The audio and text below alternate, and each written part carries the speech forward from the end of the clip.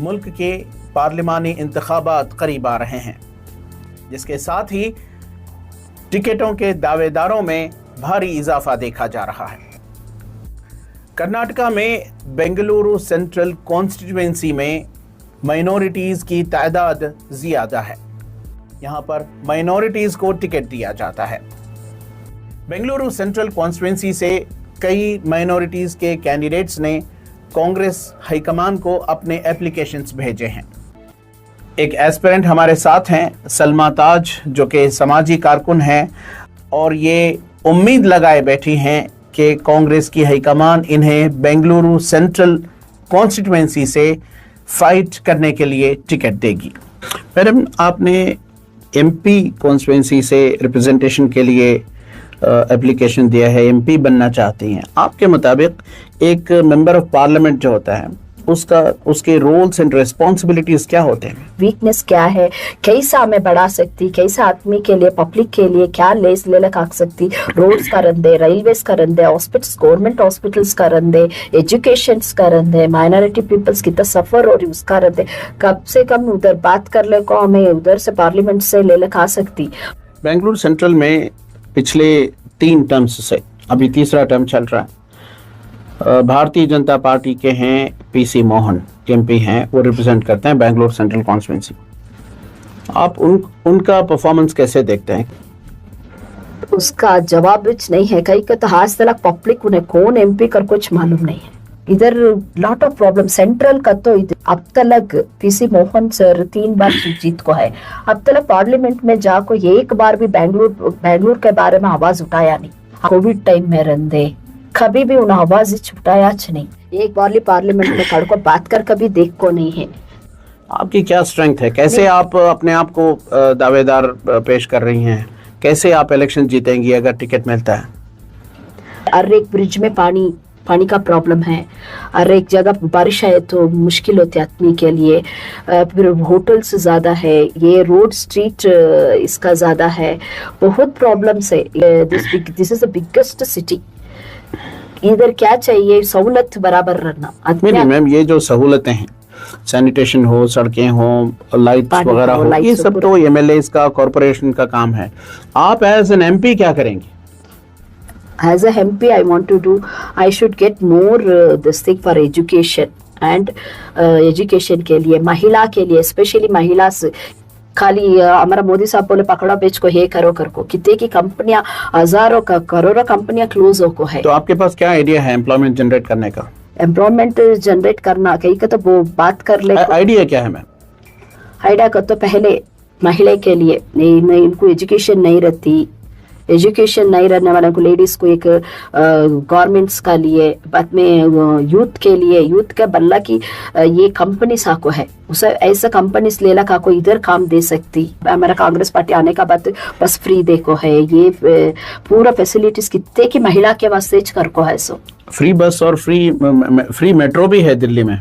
Metro में free metro भी है दिल्ली में। मैं बेंगलुरु के बारे में बात कर रही हूं। बस की जो फैसिलिटी है वो तो स्टेट गवर्नमेंट की तरफ से है। आप सेंट्रल गवर्नमेंट से क्या लाएंगी as an MP? Central government से महिला के लिए क्या ले लखाने का तो टाइलरिंग का रंदे, ये उनका गारमेंट्स का रंदे, बाद में उनका स्मॉल डेवलपिंग का स्किल डेवलपमेंट का रंदे, वैसा ले लखा को इधर करना। श्री शक्ति गुम्स ज्यादा है और एजुकेशन का उनका स्किल्स डेवलपमेंट का देना कर को सोच लेके।